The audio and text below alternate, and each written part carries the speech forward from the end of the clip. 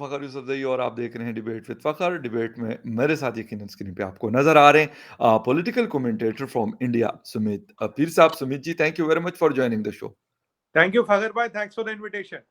अच्छा व्यूअर्स, प्रवासी भारतीय एक समिट होती है एनुअली, गालिबन कोविड की वजह से ये हो नहीं सका था, बट एक दफ़ा फिर इसका आगाज़ हुआ है हिंदुस्तान में। डॉक्टर जयशंकर साहब और उसके साथ-साथ नरेंद्र मोदी जी ने इसमें इसको ओपन किया हुआ है। क्या चीज़ें हैं इसके पीछे? क्योंकि बॉर्डर के इस पार यानी पाकिस्तान जहाँ पे मैं बैठा हुआ हूँ, यहाँ पे आटा नहीं है, बिजली नहीं है और इन्वेस्टमेंट नहीं है, डॉलर्स नहीं है, टीटीपी आ रही है, टीटीपी जा रही है, ये बातें हो रही हैं। लेकिन बॉर्डर के उस पार दीवार के साथ जुड़ा हुआ मुल्क हिंदुस्तान है, वहाँ पे G20 समिट की तैयारियां हो रही है, प्रवासी भारतीय जो समिट है वो चल रहा है और बहुत सारी चीजें हमें देखने को मिल रही है। इनको एक तो खैर इस कॉन्फ्रेंस के हवाले से, क्योंकि इकोनॉमी के हवाले से बहुत इसकी अहमियत है, कौन कौन इसमें आ रहा है, क्योंकि दुनिया के बहुत सारे लोग इसमें शामिल हैं, यहाँ पे इसमें शिरकत कर रहे हैं। लेकिन दूसरी तरफ हम लोग कहाँ पे फंसे हुए हैं? तो दोनों चीजें, सुमित जी तो हिंदुस्तान में बैठे हुए हैं, लेकिन क्योंकि पाकिस्तान के ऊपर भी उनकी काफी गहरी नजर होती है, तो उनसे समझेंगे कि भाई हम क्यों इस्लामाबाद में इस तरह की कॉन्फ्रेंसेस हमें देखने को नहीं मिल रही, कराची लाहौर में नहीं मिल रही, पेशावर क्वेटा में नहीं मिल रही, लेकिन हिंदुस्तान में। तो खैर congratulation to all of you guys, बहुत अच्छी बात है अगर कोई चीज, बल्कि बहुत सारी चीजें अच्छी हो रही हैं, हम यहाँ से उसको देखते रहते हैं। तो मेरे ख्याल में जो लोग उसमें इन्वॉल्व है करने के लिए, वो वहाँ की हुकूमत के लोग हैं, ब्यूरोक्रेसी या जो जो भी है, तो यकीनन उनको अप्रिशिएट करना बनता है। सुमित जी, क्या हो रहा है ये? हमारी तरफ कुछ और हो रहा है तो आप लोगों की तरफ कुछ और हो रहा है। वैसे ये अच्छी बात नहीं है कि मतलब आप हमें अकेला छोड़ के और बड़ी बड़ी कॉन्फ्रेंसेस समिट्स चल रहे हैं उस तरफ। देखिए फागर भाई, शो पे बुलाने के लिए धन्यवाद। दोनों साइड कवर करेंगे सर। जरूर। पहली बात, जो प्रवासी भारतीय है वो है नॉन रेजिडेंट इंडियंस। जो इंडियन है पर इंडिया में नहीं रहता, प्रवासी भारतीय summit is non Indian resident जी समिट। जी जी ये एनुअल इवेंट होता है, हर साल किसी न किसी स्टेट में होता है। जी इसमें जो हमारे भारतीय, देखिए सबसे पावरफुल डायस्पोरा अगर कभी दुनिया में है अभी, सबसे संपन्न, सबसे रिच इज इंडियन डायस्पोरा, और सबसे बड़ा भी इंडियन डायस्पोरा है। हम्म अब ये यूएसए की बात करें तो 4.4 मिलियन तो वहीं पे है, केवल यूएस में। हम्म और करीब ये आइडिया है, करीब ये 17 से 20 मिलियन तक का है कि जो हम्म इंडियन डायस्पोरा जो बाहर है। तो मतलब करीब करीब अगर मैं मोटा मोटा लगाऊं तो करीब ये करीब 2-2.5 करोड़ लोगों की मैं यहाँ बात कर रहा हूँ टोटल। जबरदस्त। 2-2.5 जबरदस्त। करोड़ एक बहुत बड़ी जनसंख्या होती है जो बाहर। बिल्कुल।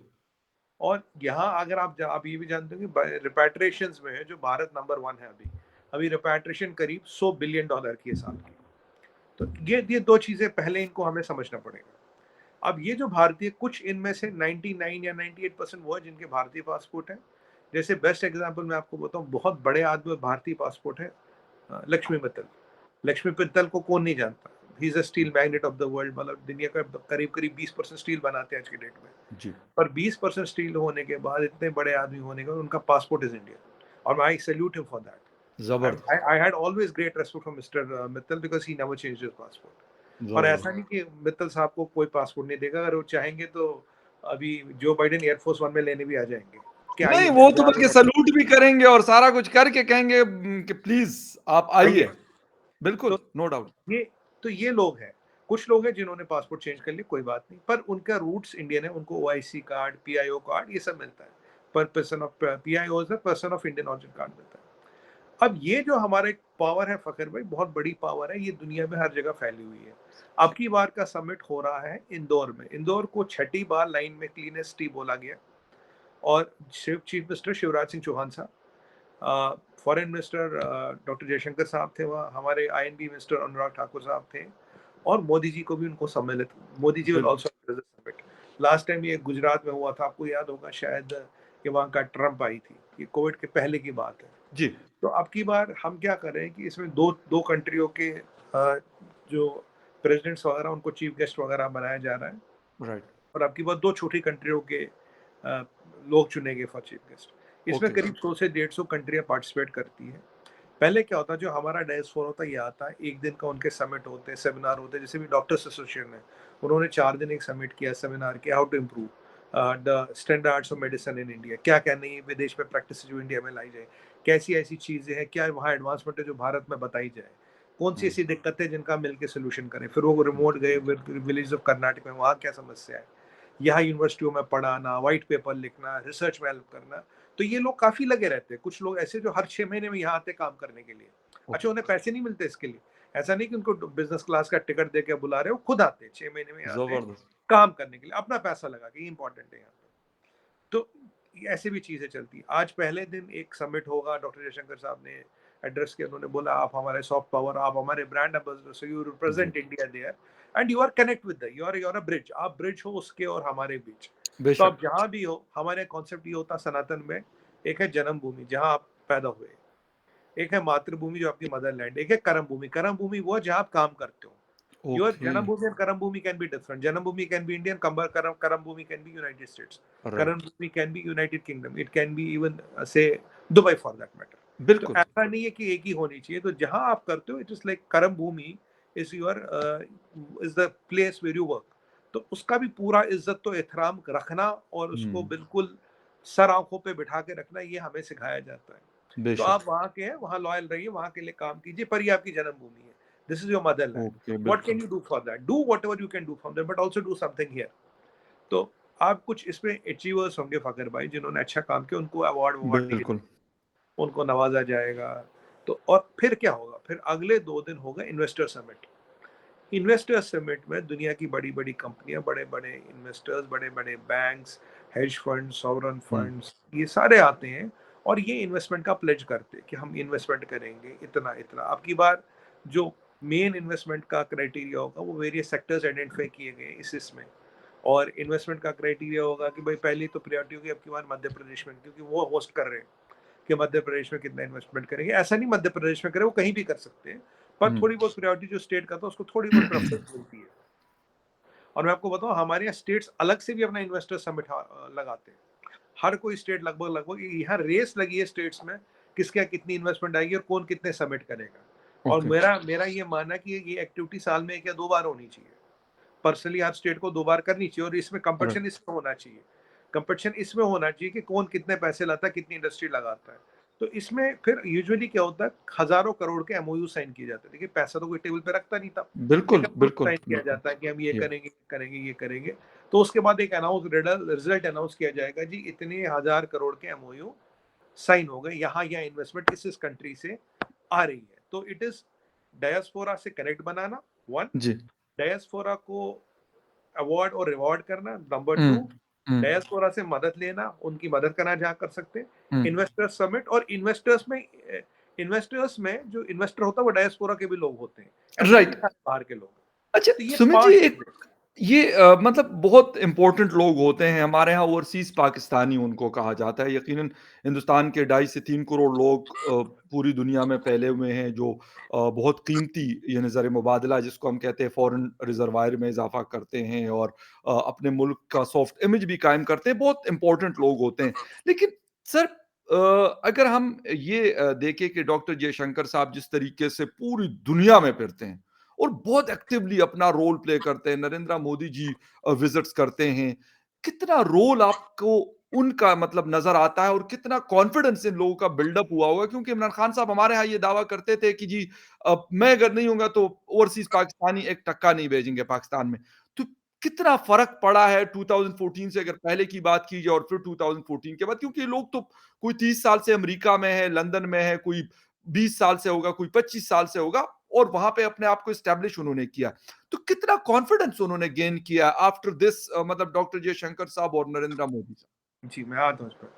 देखिए, सबसे पहले तो आज एक बड़ा अच्छा दिन है, डॉक्टर जयशंकर साहब का आज बर्थडे है। मैंने उन्हें ट्विटर पे बर्थडे विश भी किया था, तो आपकी चैनल के थ्रू भी बर्थडे विश करता हूँ। मैं हैप्पी आपको बर्थडे हज़ारों कह साल। देता हूँ, मुझे नहीं पता था कि ये भी कैप्रिकॉर्न है, मेरी 7 जनवरी को होती है और डॉक्टर जयशंकर साहब की 9 जनवरी को होती है, तो आई सैल्यूट सर मेरे फेवरेट है। अब ये तो बड़ी अरे मुझे नहीं आप पता था कि इनकी डेट ऑफ बर्थ आपको क्या भी है। जन्मदिन की मुबारकबाद। मुझे लेट पता लगा, आपको भी मुबारकबाद। बहुत शुभकामनाएँ। Thank you, thank you, thank you Sumit ji, thank you.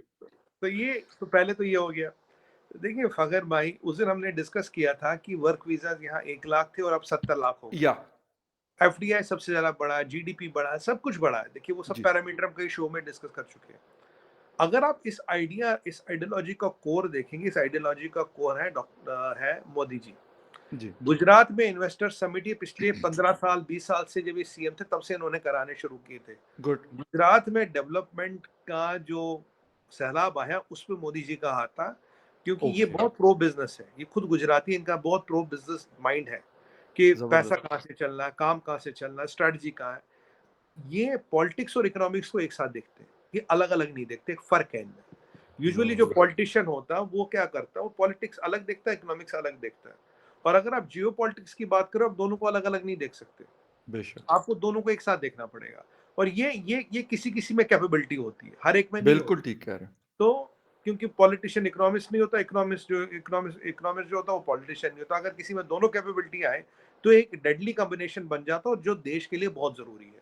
तो मोदी जी हो गए कोर आइडिया एमिनेटर। जयंत शंकर साहब है, he is the brand ambassador of India. या हर कंट्री में जाके भारत की बात रखना, भारत का नाम ऊंचा करना, भारत को एक मकाम दिलाना, भारत की आवाज में गूंज लाने का काम करते डॉक्टर जयशंकर साहब। और बिल्कुल, वो इतने हार्ड वर्किंग है। आज भी आज उनका बर्थडे था, आज भी काम करते रहे। 2 4 समिट आज भी कर लिए। छुट्टी उट्टी तो आप जानते हैं मोदी जी के अंडर मिलती नहीं बिल्कुल, है। नो छुट्टी। हाँ, नहीं छुट्टी उट्टी नहीं होती। और बर्थडे वर्डे भी वही मंगाना, किसी वो प्लेन व्लेन में केक वेक आपका काट देंगे, आप ज़बरदस्त, केक काटते हो। तो क्या बात! डॉक्टर जयशंकर साहब भी अच्छा, ये डॉक्टर जयशंकर साहब भी बहुत मेहनती है। ये कभी रुकते नहीं। आपने भी देखा नहीं होगा, ये संडे को जी सैटरडे है, ये कहीं ना कहीं आपको मिलेंगे। या तो ये जहाज में होंगे या काम कर रहे होंगे, इनकी भी एक बिल्कुल, विशेषता है। या नो जहाज में डाउट। ट्रैवल कर रहे होंगे कहीं से कहीं, या ये काम कर रहे होंगे। इनका भी वो सैटरडे संडे वाला काम कल्चर लेकिन नहीं है। काम नज़र भी सुमित जी मतलब जहाज़ों में फिरते हुए तो हमें बहुत सारे लोग नज़र आते हैं, लेकिन हाँ, काम करते हुए नज़र आते हैं और वो हाँ, ऑन ग्राउंड दिखता है, ये बड़ी बात होती है। बिल्कुल। तो ये 2 लोग हैं जो इसके पीछे है। बाकी स्टेट वाइज़ पे भी जो हमारे चीफ मिनिस्टर्स हैं, जैसे अभी सबसे ज़्यादा एफडीआई आया, जो लास्ट टाइम आया वो यूपी में आया। जो ओके, सीएम्स हैं उनका भी अपना एक इनिशिएटिव है, मैं अपने स्टेट को कितना बिज़नेस रेडी करूँ। देखिए सेंटर ओके, तो इन्वेस्टमेंट लाएगा, इन्वेस्टमेंट सबमिट कराएगा, सब कराएगा, पर आपके पास देने को क्या है, आप ऑफर क्या कर रहे हो? तो हर कोई अपनी-अपनी पैकेज बनाता कि मैं क्या दूँ, मेरे स्टेट में ऐसा क्या करूँ, मेरे स्टेट में क्या एडवांटेज है, किस तरह की इंडस्ट्री को यहाँ आने में फ़ायदा है, किसको नुकसान है, वो सारा एनालिसिस करता है। उसके पीछे डिप्लोमैट्स बैठते हैं, हमारे आईएएस ऑफिसर्स बैठते हैं, सारा एक पूरा ये बनता है। तो ये एक मान लीजिए ये एक चीज़ होती है कि जहाँ एक मेला लगता है, बायर्स और सेलर्स का। अगर हम हिंदी में बोले, बिल्कुल। आराम शब्दों में समझाएँ, जी, बिल्कुल। और एक बहुत ऑर्गेनाइज़, बहुत साइंटिफिक मेला लगता है। डॉक्टर जयशंकर के आने से इवेंट में 4 चाँद लगते हैं, और मोदी जी खुद जा रहे हैं एड्रेस करने। मोदी जी भी जा रहे हैं एड्रेस करने। तो ये कलेक्टिव एफर्ट है। इसमें मैं डॉक्टर जयशंकर साहब, cabinet ministries, bureaucrats government of India, state bureaucrat, chief ministers और external affairs minister, I and B minister Anurag Thakur साहब, ये जब सब मिल के काम करते हैं, टीम वर्क है फखर भाई। यह इंपॉर्टेंट है, मुट्ठी तभी बनेगी जब हाथ ऐसे होगा। हुँ, बिल्कुल ऐसे होगा, मजबूती से होगा, तब मुट्ठी बनेगी। पर जो विजन है, जिसका ब्रेन बिहाइंड एवरीथिंग है, जिसने ये सारी कवायद हिंदुस्तान में शुरू की है, हुँ। वो है मोदी जी। तो अब आपके यहाँ पे आते हैं। अब आपके यहाँ तो देखिए वो लड़ाइयाँ इतनी होती है, फॉरेन पॉलिसी मिक्स्ड है, और वो हर कोई कहता है कि तुम्हारे पैसे तो तब तक ही सेफ है जब तक मैं हूँ। आज आज सच्चाई ये है, with such A low foreign exchange reserve, किसी को भी पैसे भेजने में डर लगेगा। इमरान खान हो या ना हो, क्या फ़र्क पड़ता है? यहाँ पे कलेक्टिव एफर्ट नहीं है, यहाँ पे आपका डायस्पोरा इतना सक्सेसफुल नहीं, इतनी कंट्रीज़ में है नहीं, और अगर है भी तो इतनी अर्निंग स्टैंडर्ड पे है नहीं। और जो हमने यहाँ माहौल बनाया है, देखिए आपकी फॉरेन पॉलिसी फखर भाई बुरा ना माने, कश्मीर और अफगानिस्तान के बीच फंस के रह गई है, और थोड़ा बहुत ईरान में ले गई है। तो इन इस ट्रायंगल के आगे तो foreign policy has been sealed, it is not going beyond anywhere. बाकी आप इधर उधर कहीं ना कहीं कुछ कुछ इधर उधर हाथ पैर मारते हैं, बट इन तीन चीजों में फंस के रह गई है। Beyond this triangle, hmm, where is the foreign policy of Pakistan वो 70 ईयर में। आज हम अफ्रीका में, आज हम साउथ अमेरिका में, आज हम वेस्ट इंडीज में, आज हम मिडल ईस्ट में, आज एशिया की हर कंट्री में, जो हम ये 120 वाला समिट कर रहे हैं जिसपे हमने बात की थी पीछे, फखर भाई देखिए, अगर 2 साल पहले कोई इसको सोचे और करे तो समझ आता है। 2 महीने में इसको कॉन्सेप्चुलाइज करना और 120 कंट्रियों को लाना वर्चुअली से ही, ये बहुत बड़ी बात है। 120 बिल्कुल। कंट्री है, जिसमें करीब 27 तो हेड ऑफ स्टेट आ रहे हैं, 27 हेड ऑफ स्टेट आ रहे हैं। बाकी उनके फॉरेन मिनिस्टर मिनिस्टर लेवल के नीचे कोई नहीं है। बिल्कुल और ठीक। हेड ऑफ स्टेट या फॉरेन मिनिस्टर लेवल के लोग आ रहे हैं। आप बताइए 2 महीने में कराने की औकात आज की डेट में मैं बिल्कुल दावे के साथ कहता हूँ यूनाइटेड स्टेट्स ऑफ अमेरिका की भी नहीं, अमेरिका भी नहीं करा सकता 2 महीने में। बिल्कुल सही। तो ये चीजें करना, क्योंकि एक माहौल बनाना आपको, we are for business, we are for development, we are for the development and good of humanity as such. ये जो हुँ, माहौल जा रहा है, ये जो मैसेज जा रही है, इसलिए दुनिया भी आपके साथ चल रही है। इसलिए भी दुनिया भी आपके साथ चल रही है। अब बेशक। पाकिस्तान में क्या होता है, आपने सही बोला, तालिबान, तहरीक तालिबान, कश्मीर और यहाँ थोड़ा कभी कभी ईरान, माइनस इन 4 चीजों में अगर मैं खबरें छानूं, खंगालूं, देखूं, न्यूज पेपर पर स्कैनर लगाओ, कुछ भी हुँ, करूं, 90% नहीं है। उसके अलावा क्या है? कुछ भी नहीं। माइनस 90% कुछ भी नहीं। This hmm, is what where the energy and the effort of the nation is. It is stuck between these 3 poles. इन हुँ, 3 पोलों पे जाके वो फंसा हुँ। गया है। बस बस राउंड सर्कल्स में घूम रहा है। अच्छा, सुमित जी, मतलब अफ़सोस इसलिए होता है कि देखते हैं, हिंदुस्तान को देखते हैं, बांग्लादेश को देखते हैं और इस रीजन की मैं कंट्रीज़ की बात कर रहा, मैं तो अमेरिका, यूरोप की तो ख़ैर अब बात ही नहीं होती। मैं देखता हूँ कि वहाँ पे मतलब एक चीज़ें स्मूथ चल रही है। ठीक है, थोड़े बहुत अप्स एंड डाउन अमेरिका में भी होंगे, यूरोप में भी होंगे, कहीं पे भी होंगे, हिंदुस्तान में भी होंगे, लेकिन इस तरह के अप्स एंड डाउन नहीं होते जिस तरह के पाकिस्तान में देख रहे हैं। और एक नाजुक मोड़, खुदा जाने कि नाजुक मोड़ क्या चीज़ है कि जिससे अभी तक 75 साल हमें हो गए, लेकिन उससे हम आगे नहीं बढ़े। ना या तो पीछे हो जाएँ उससे, उस नाजुक मोड़ से चले, कम से कम खतरा कम हो जाएगा या उससे हम गुज़र जाएँ। हमें यही बताया जाता है जी, नाजुक मोड़ है। फॉरेन मिनिस्टर भी यही कहते हैं, आर्मी के हमारे जो जनरल साहिबान होते हैं वो भी यही कहते हैं, प्राइम मिनिस्टर्स आते हैं वो भी यही कहते हैं। ये पॉइंट अगर आपकी समझ में आता है, हम तो यहाँ पाकिस्तान में बैठे हुए, हमें तो समझ नहीं आ रहा कि बाकी किसी के यहाँ हमने ये बात नहीं सुनी। ना आपके यहाँ सुनते हैं, ना बांग्लादेश 71 में पाकिस्तान से अलग हुआ, ना उनके यहाँ सुन, इवन अफगानिस्तान की नहीं सुनते, लेकिन पाकिस्तान में ये बार-बार सुनाई देती है ये बात। देखिए फखर भाई, दिक्कत क्या है? 3-4 चीजें फंडामेंटली गलत हुई है। पहली बात है फॉरेन पॉलिसी थी जी, नहीं, और फॉरेन पॉलिसी इन 3 जगहों में फंस के रहेगी। अब भी फंसी पड़ी है, आज की भी बात करो, फंसी पड़ी है, निकली नहीं है बिल्कुल अभी। ठीक। जी, दूसरी बेस है रिलीजन बेस्ड फॉरेन पॉलिसी, एक दूसरी बात रही है।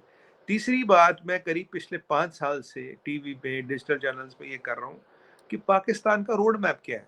आप रोड मैप क्या बना रहे हैं? मैं किसी हुक्मरान से, किसी जनरल साहब से पूछूंगा, सर आप रोड मैप बताएं ना, आप क्या करेंगे, क्या आपका एजेंडा क्या है? देखिए, हमने हाँ, 1993 में इकोनॉमी खोली with a road map.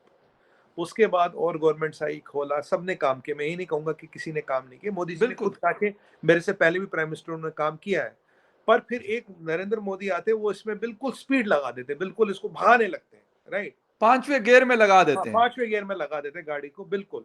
But और चौथी बात रही है, एक तो ये रोड मैप नहीं, चौथी बात है कोई भी आपके यहाँ गवर्नमेंट करप्शन फ्री नहीं है। हाँ, कोई भी गवर्नमेंट करप्शन बिल्कुल फ्री ठीक। नहीं है। कोई किसी पे कोई ऐसा नहीं है जो साफ हो। मैं तो कई बार कहता हूँ कि prime minister need, Pakistan needs a Modi and there is no Modi. सच्चाई है, आपको ऐसे लीडर चाहिए जो बोले 30 साल तक ये सब बंद करो, 30 40 50 साल तक काम करते, उसके बाद सोचते हैं आगे क्या करना है। अभी भी सब ज़बरदस्त। क्या कर रहे हैं? सब अपनी अपनी देखिए, हांडी हांडी की दाल गर्म करते हैं। अब बिल्कुल। देखिए, बाजवा साहब की वाइफ टैक्स पेयर नहीं थी, जाते जाते उनके एक अकाउंट में $600 मिलियन मिलते, तो इसका मतलब आपकी फौज की तनख्वाह ट्रिलियंस में होनी चाहिए, कि तभी तो हुँ, 600 मिलियन की बचत होगी। आपको भी पता नहीं है, मुझे भी पता नहीं है, अब कहाँ से बिल्कुल। आए सबको पता है। बट अगर यहाँ हर कोई देश को निचोड़ रहा है, देश का मतलब कैनिबलाइजिंग हो रही है, हाँ, सो डोंट माइंड हाँ, माय वर्ड, इट इज बिल्कुल। कैनिबलाइजिंग ऑफ द कंट्री। तो फखर भाई, उसका असर तो कहीं ना कहीं आएगा ना, अगर आप कैनिबलाइज कर रहे हो, बिल्कुल। उसका असर आएगा 70 साल से। अब फिर जब फंसते हैं, फिर फंसते में 3 चीज बोलते हैं, इस्लाम, उम्मा, कश्मीर। तो इसमें इसमें लोग को घुमा देते हैं, कहते भाई ये है, हमें हुँ, ये करना, वो करना है। अब मुझे बताइए, इमरान खान साहब क्या गारंटी लेते हैं कि आज के डेट में जो हालत है कि मैं तब तक हूँ, तब तक ही फॉरेनर पैसा भेजेगा, नहीं भेजेगा? ये क्या बात है? उनके आने या न आने से क्या होता है? क्या किया इमरान खान साहब ने?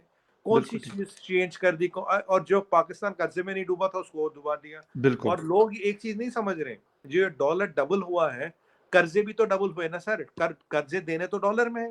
24,000 बिलियन थे हमारे कर्जे, और जिस वक़्त इमरान खान गए तो 56,000 बिलियन रुपए में ये कर्जा हमारे ऊपर मैं चढ़ा वही तो हुआ था, बोल रहा हूँ डबल सर, से ऊपर। डबल से ऊपर हुआ। और जितना जी, डॉलर गिरेगा, उतना आपने मान लो 10 बिलियन लिए किसी से, तब डॉलर था बिल्कुल। 100 रुपए का, आज है 200 रुपए का, तो आपको आपको 200 बिलियन देना है ना, कर्जे मतलब तीन डबल हो बिलियन गए। देना है ना, डबल हो गया ना। जी, एक तो कर्जे में डबल कर दिया, फिर इकोनॉमी इतनी तोड़ दी, और फिर आप कहते हो रियासत क्या कहते हो मदीना, रियासत और मदीना और फॉरेन हाँ, पॉलिसी का तबाव बर्बाद कर दिया। अमेरिका तबाह नाराज, बर्बाद कर सऊदी दिया। अरेबिया नाराज, चीन नाराज, हिंदुस्तान नाराज, ईरान नाराज, अफगानिस्तान नाराज। सब मतलब जगह नाराज। और मैं आज तक फखर भाई, सबसे पहले चाहिए ये सारी, सबसे पहले तो फॉरेन पॉलिसी को रिवैम्प करो, और या दूसरी बात इसको रिलीजियस बेस्ड हटाओ। तीसरी बात, जबरदस्ती उम्मा के लीडर बनने की जरूरत नहीं, उम्मा अपना बिल्कुल, लीडर ढूंढ लेगा। ठेकेदार, हाँ, और जो सऊदी अरब वगैरह जैसे उनको करने दो, ये उनके पास पैसा बहुत है। बिल्कुल। तीसरी बात, चौथी बात है आपका इकोनॉमिक रिकवरी प्लान क्या है। पांचवी बात और सबसे इंपॉर्टेंट बात, develop at least 21 to 51 things why should Pakistan, when should world need Pakistan. चाहे वो छोटी छोटी चीजें ही हो, आपको हुँ। आइडेंटिफाई करके डेवलप करनी पड़ेगी। या और इसका भाई इसमें 30 साल लगेंगे, तब तक ये कश्मीर वश्मीर सारी कहानी सब कुछ बंद। और आप वाकई एक सेकुलर कंट्री बनो, एक वाकई सेकुलर कंट्री बनो। By letter spirit and principle मैं बता रहा हूँ चीजें बदल सकती है। और एक ईमान, last but not the least, भाई साहब रसोइया ईमानदार चाहिए। There should be a very very honest politician. You need somebody like Modi. You have to find a Modi, you have to invent a Modi, you have to discover a Modi. आपको वो चाहिए। अगर वो 30 साल तक चला है, सब कुछ हो जाएगा, सब कुछ रिकवरी हो सकती है। बट इसमें इस 6-7 चीजों का जवाब फकर भाई, मेरे इतने हजारों टीवी डिबेट कर चुका हूँ, बिल्कुल, मुझे आज तक किसी ने नहीं दिए कि इनका बेशक, प्लान क्या है, व्हाट इज बेशक, द प्लान। बेशक, बेशक। नोबडी ने कहा। मतलब वही वाली बात है कि अंधेरे के अंदर हम उन सुई सुई को यानी नीडल को ढूँढ रहे हैं, तो वो हाँ, कैसे मिलेगी? हमें अगर ये पता नहीं है तो फिर कोई डायरेक्शन नहीं होगी। एक लास्ट कमेंट सर आपका चाहूँगा, कोई क्रूज़ का एक भी गालिबन ओपनिंग हुई है, उस हवाले से तो उसके बाद खत्म करेंगे। वैसे तो जो बातें हो गई मेरे ख्याल में इसके ऊपर फिर, लेकिन फिर भी क्योंकि जी ये जी। चीज़ अगले शो के लिए नहीं छोड़ना चाह रहा, तो इसलिए थोड़ा-सा आपसे कमेंट चाहूँगा। फखर भाई, दो इंपॉर्टेंट चीजें यहाँ पे। जो आपका कॉस्ट आता है पानी से, करीब 45% आता है as compare to road, only 45%।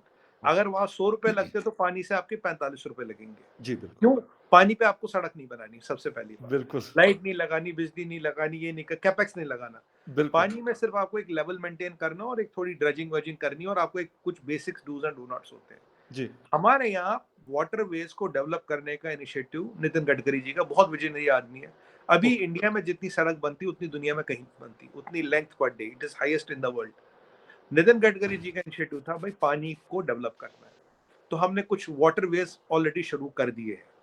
और गुड, अब ये जो है करीब देखिए, उससे कई बार स्पीड भी बढ़ती, क्योंकि रिवर डायरेक्ट फ्लो करता है, सड़क आपकी घूम घूम के इधर उधर से 50 जगहों से नाकों वाकों से गुजर गुजर के जाती है। तो first of all 45% he cost है, 55% पैसे की बचत है। दूसरी बात, कई बार ये जल्दी भी पहुंचाती है, इस फास्टर ऑल्सो। और ये रिसोर्स आपके यहाँ पड़ा है, ऊपर वाले ने दिया, भगवान ने दिया, आप इसको यूज नहीं कर रहे हो। ठीक है। दूसरी बात है, अब हमने एस्टिमेट लगाया, जो क्रूज इंडस्ट्री इंडिया में है, inland cruise industry in with in India या विद इंडियन वाटर्स में, ये $45 बिलियन का एस्टिमेट है इसका। अभी क्रूज चलते हैं बॉम्बे से गोवा। अब हम बात कर रहे हैं कि हम बॉम्बे से ले जाएंगे जो साउथ ईस्ट एशियन कंट्रीज है वहां तक का क्रूज। ये बिजनेस डोमिनेटेड है अभी सिंगापुरियंस और हांगकांग का।